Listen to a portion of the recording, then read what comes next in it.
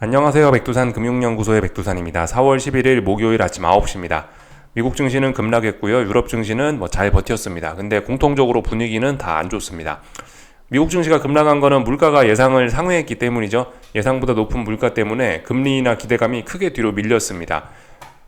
예전에는 6월 금리 인하 확률이 높았는데요. 6월 금리 인하 확률을 50% 이상으로 높게 보고 있었는데 어젯밤 물가 지표로 인해서 금리 인하 기대감이 확 뒤로 밀렸습니다. 그래서 이제 시장의 컨센서스는 9월 첫 금리 인하로 기대감이 크게 밀렸습니다.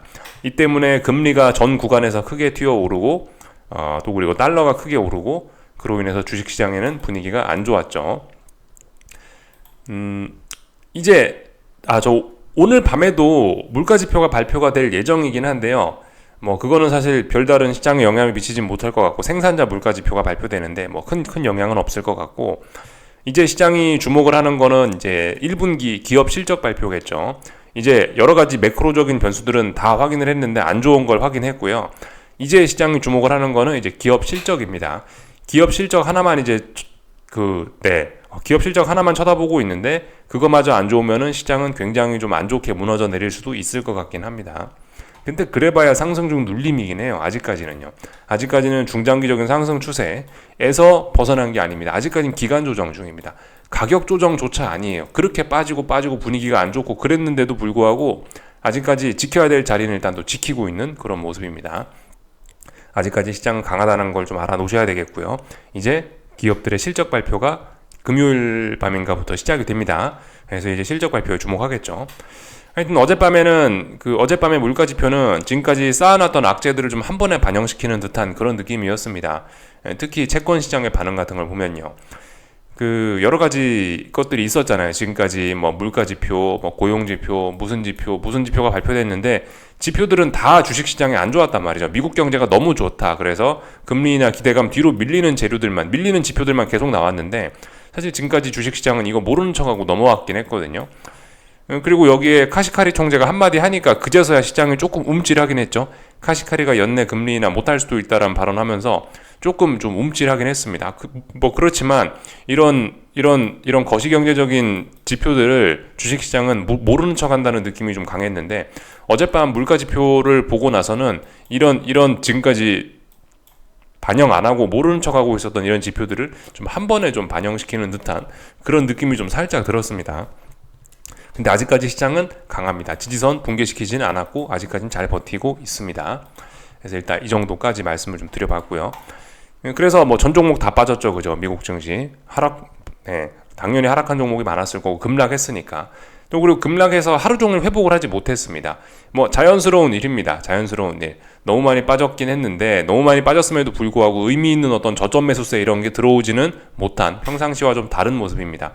그러니까 평상시였으면은 생각을 해보세요.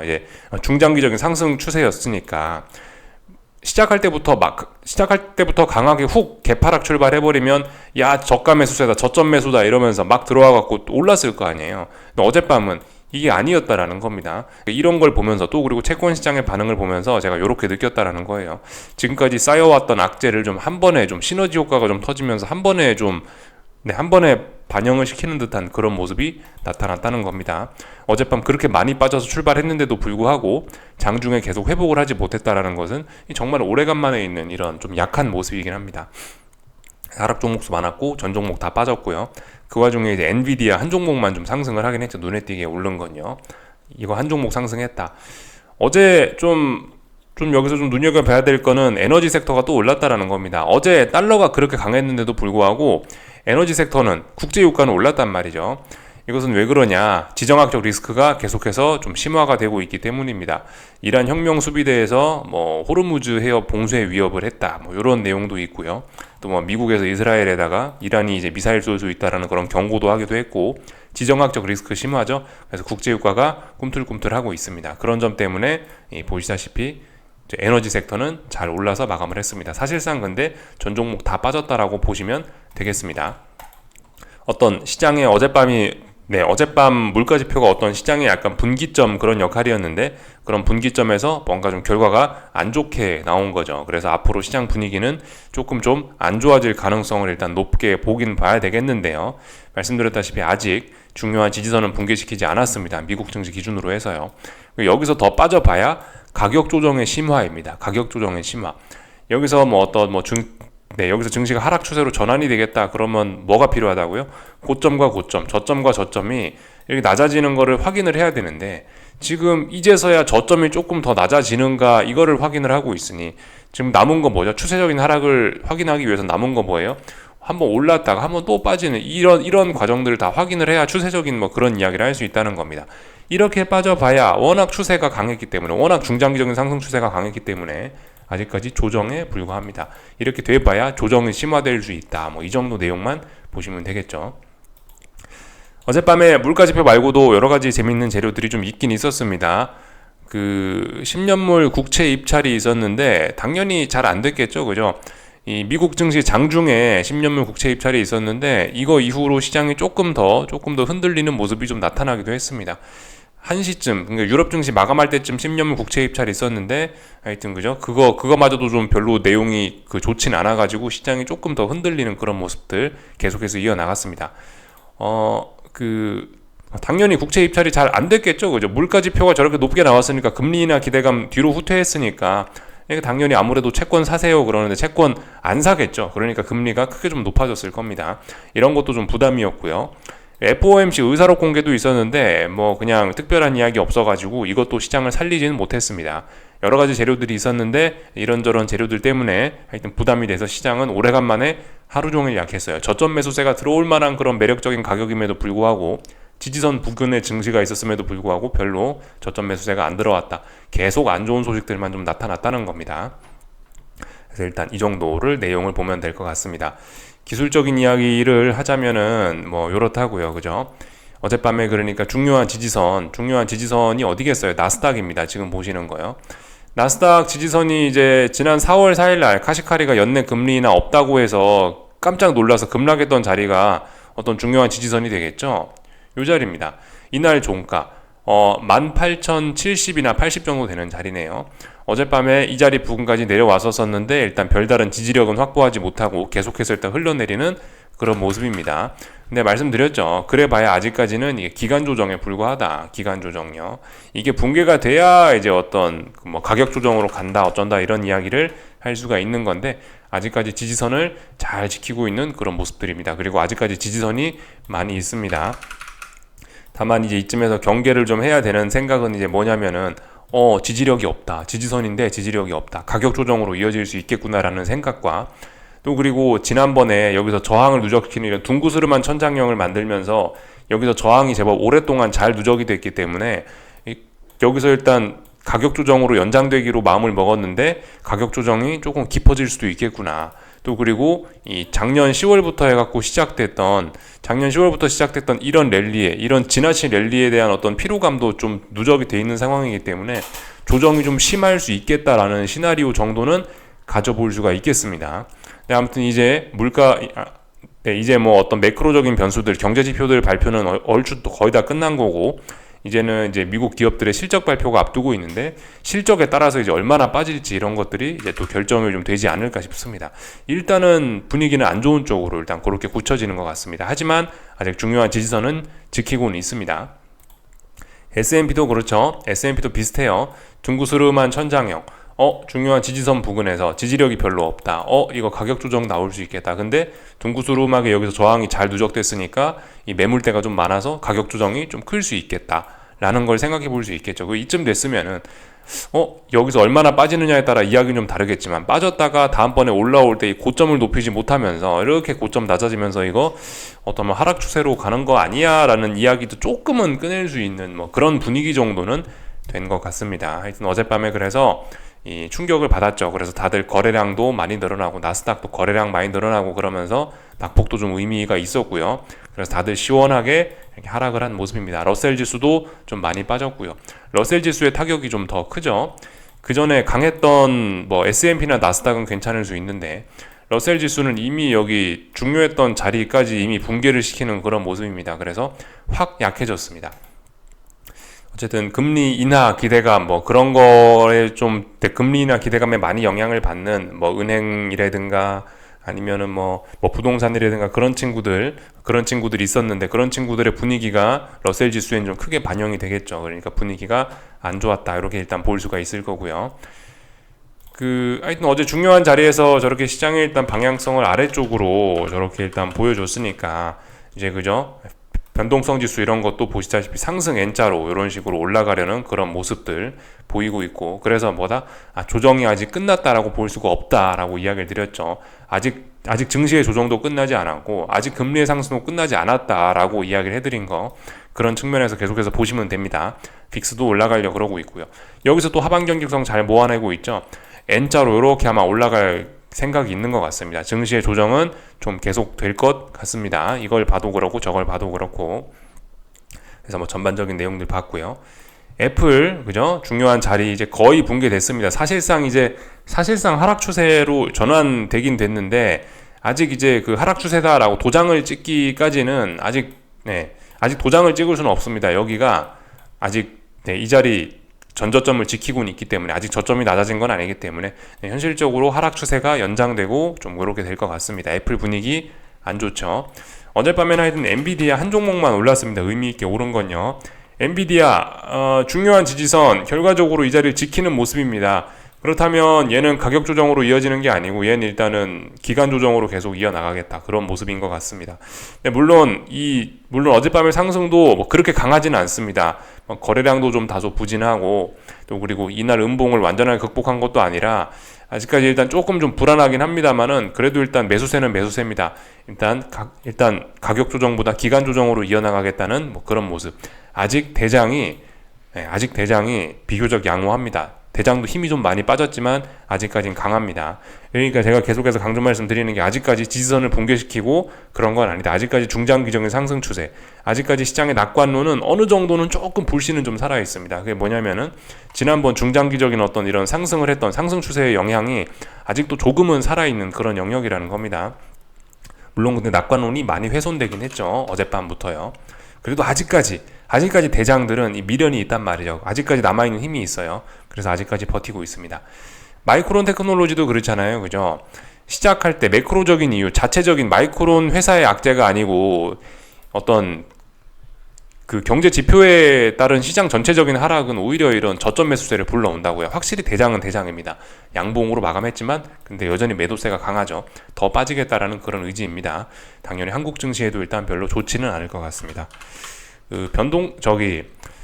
반도체 지수인데요. 보시다시피 이 지난번 음봉 그죠? 중요하죠. 4월 4일날 음봉 극복하지 못하고 있습니다. 고점이 이런 식으로 좀 낮아지는 것 같긴 하고요. 아직까지는 삼각 수렴형이긴 한데 얘도 일단 근데 가격 조정으로 심화가 될 가능성이 있어 보이긴 합니다. 아직까지는 잘 버티고 있지만 얘도 불안하죠.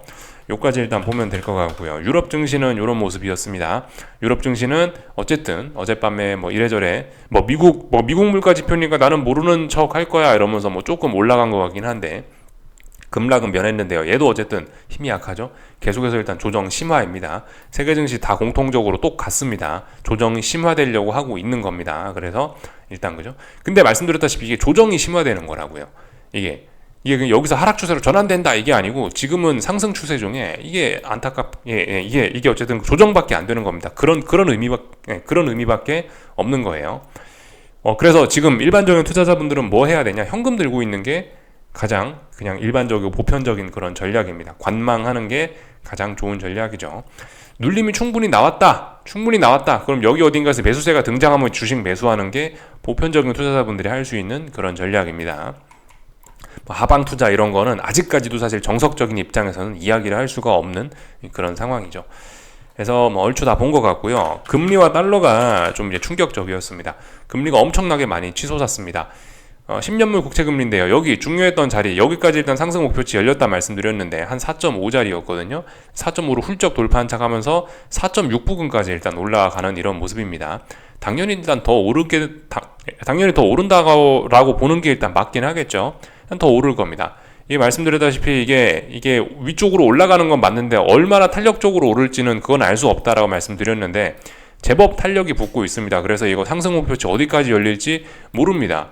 물론 이게 이제 뭐 여러 가지 그 채권의 가치 평가는 그래도 좀 제법 방법이 좀 정형화돼 있고 잘 통하기 때문에 뭐 물론 일부 분석가들은 어디까지 오를 수 있어라고 이렇게 상승 목표치를 정해놓긴 하는데, 지금은 아시다시피 금융시장이 정상적인 그런 구간이 아니라서 슈팅성 흐름이 좀 많습니다.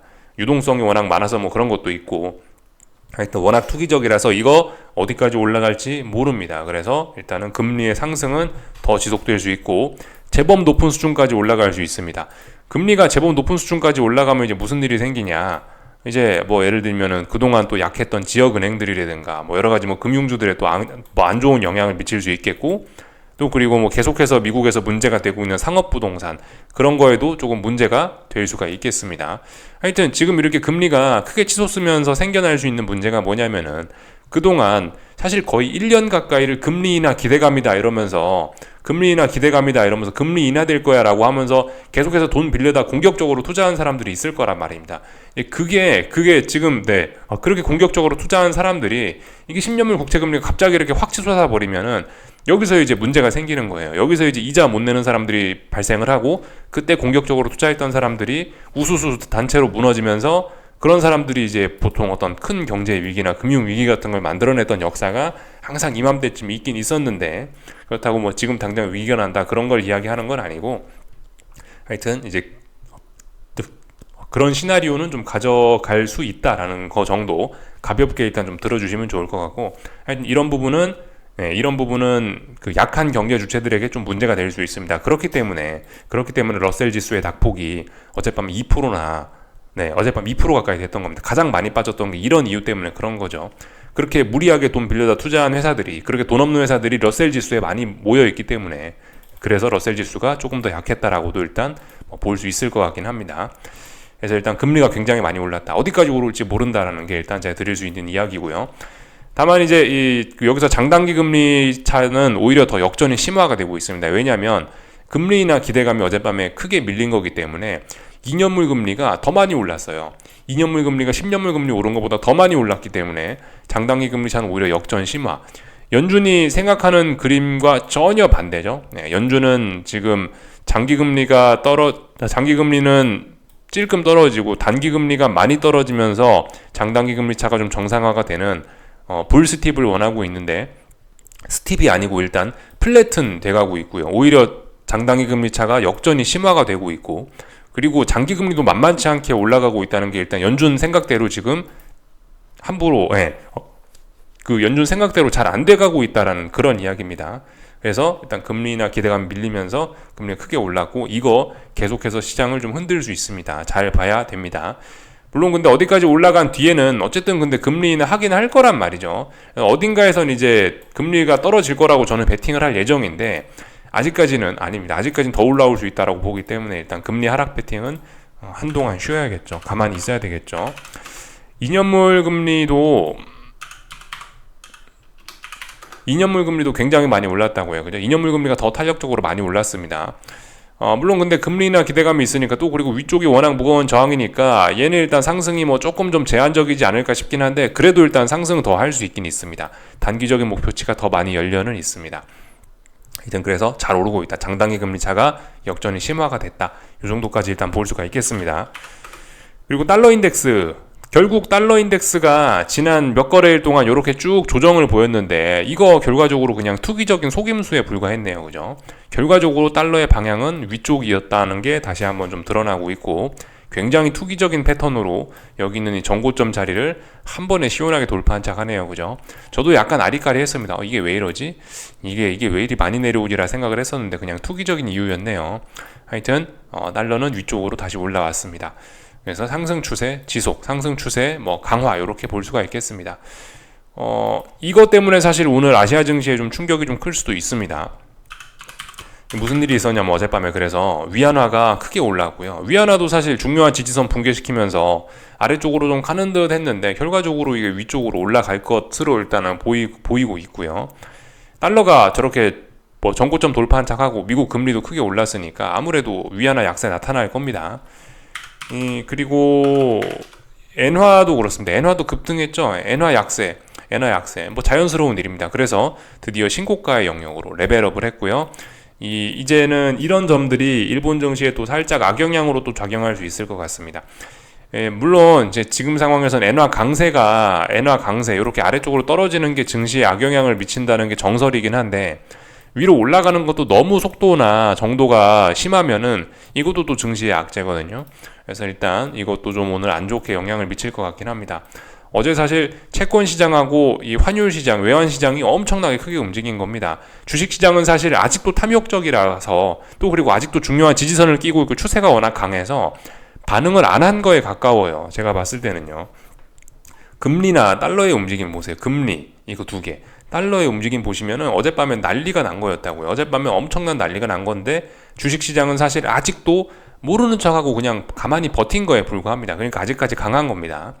그래서 하여튼 근데 이제는 금리와 달러가 너무나 크게 움직이다 보니까 주식시장도 영향을 안 받을 수는 없을 겁니다.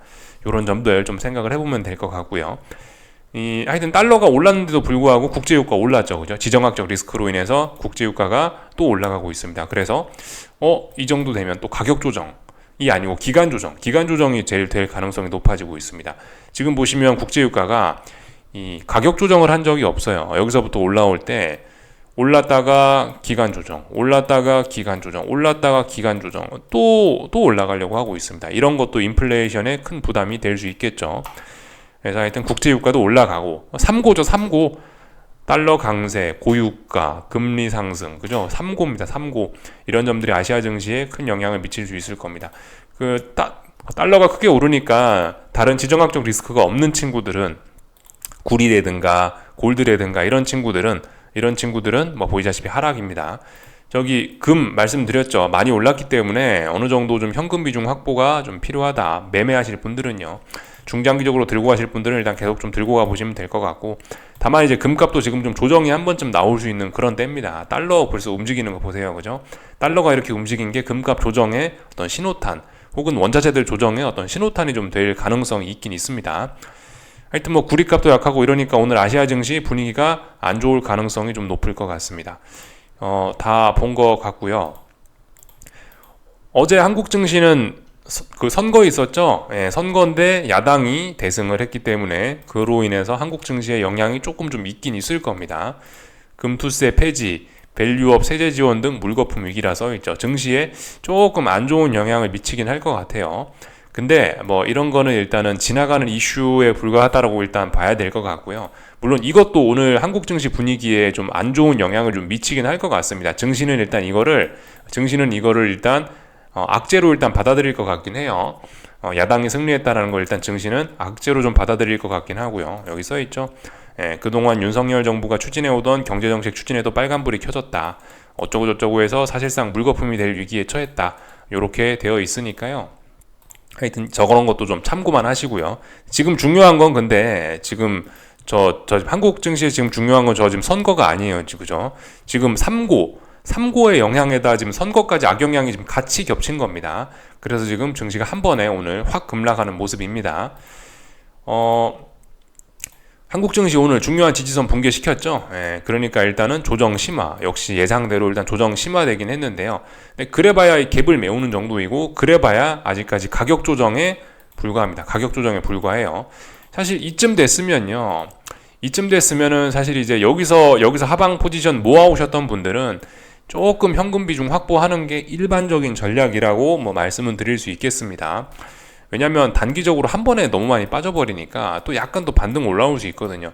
기존에 여기서 하방 진입하셨던 분들은 약간 현금 비중 확보하는 게 뭐 정석적인 전략이라고 말씀드릴 수 있겠습니다. 물론 전 아무것도 안 할 예정인데 하여튼 그럴 수 있다. 그래서 일단 조정이 심화되고 일단 가격 조정으로 연결이 이미 가격 조정이 시작됐습니다. 미국 증시는 강하기 때문에 그래봐야 아직도 여기 박스권에서 머물고 있는데, 기간 조정하고 있는데, 한국 증시는 약하기 때문에 벌써 양대 지수가 이렇게 기간 조정이 아니고 가격 조정으로 발전이 돼버렸죠.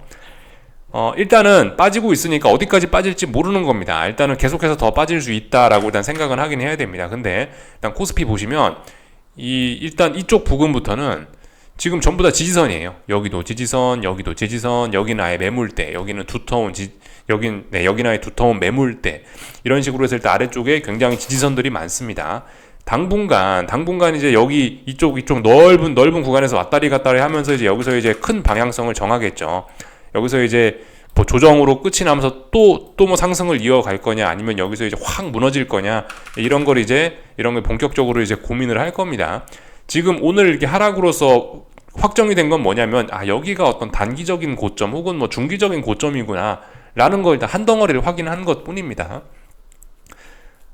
지금 여기서 이제 이렇게 많이 빠졌다고 함부로 막 주식 매수하고 그러면 안 됩니다. 하루 정도 더 좀 확인이 필요해요. 하루 정도 더, 예를 들어 365, 366 부근에서 지금 일단 양봉이 보이고 있는데, 이 양봉으로 마감될지도 모르는 거고, 어쨌든 뭐 최소 내일까지 이 부근에서 좀 잘 버텨주면, 그러면 다시 뭐 주식을 매수하거나 그럴 수 있을지 모르겠습니다. 그렇지만은 아직은 아닙니다. 그죠? 지금 보시면 이번에 하락할 때도 큰 갭을 만들면서 하락했어요. 그래서 이런 갭 부분은 아마 지금 시장 분위기가 여전히 낙관적이긴 하니까 다시 올라가면서 이런 부분은 또 다시 메워질 가능성, 이런 것들이 좀 있긴 있습니다. 그런 것들도 좀 생각을 해보셔야 돼요. 지금 아래쪽으로 갭은 시원하게 일단 거의 다 메우는 부분이긴 합니다. 물론 아직 매수세는 없어서 계속해서 더 빠질 수 있다라고 보는 게 맞긴 맞는데, 갭의 위치를 잘 알아두자고요. 여기 갭이고, 여기도 갭이 조금은 있습니다. 여기도 갭이 있고요. 위아래로 갭이 많이 있는 부분이라 이 부분에서는 들썩들썩 난리가 날 수 있는 그런 구간입니다. 하여튼 근데 보편적인 투자자분들은 역시나 할 것은 없습니다. 일단 이 정도까지 보면 될 것 같고요. 코스닥은 그죠? 말씀드렸다시피 단기적으로 낙폭이 좀 과한데 계속 빠지고 있습니다. 오늘은 양봉 나오니까 지지력인가요? 모르죠. 또한 2거래일 정도 또 확인이 또 필요할 수 있습니다. 하여튼 뭐 지켜봐야 됩니다. 코스닥도 지금 딱히 뭐 할 건 없는 그런 구간입니다. 여기서 뭐 더 올라갈 수도 있고 더 떨어질 수도 있습니다.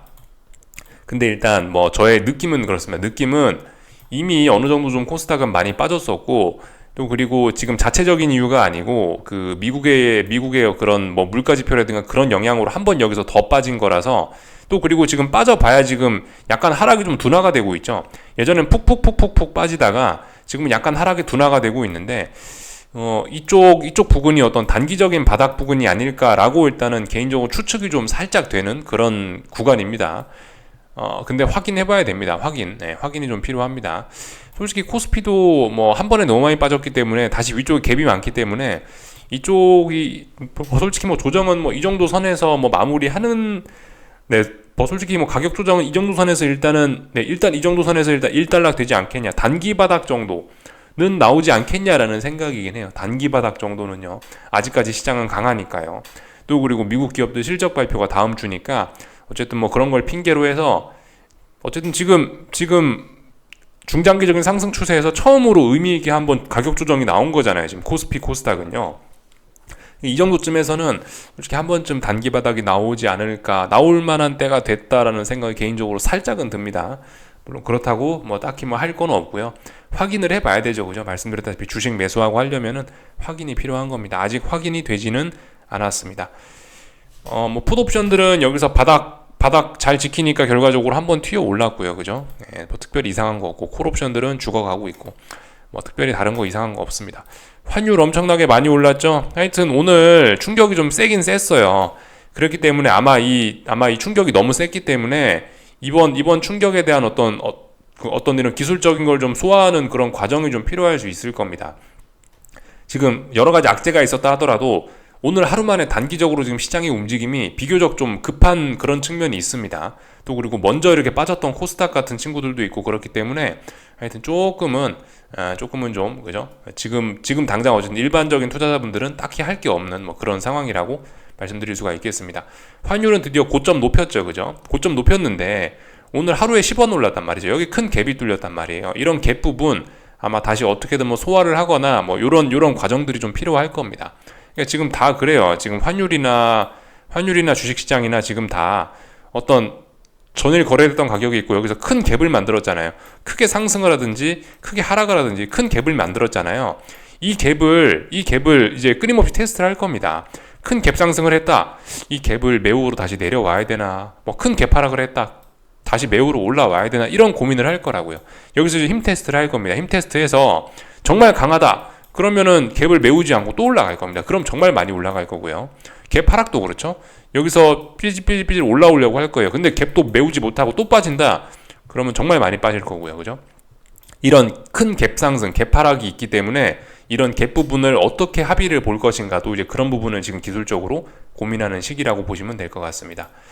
다 말씀드렸고요. 뭐 당연히 뭐 전 종목 다 빠졌으니까 삼성전자, 하이닉스도 뭐 비교적 약할 겁니다. 뭐 여기까지 하겠습니다. 궁금한 거 리플 남겨주시고요. 오늘 저녁에 뵙도록 하겠습니다.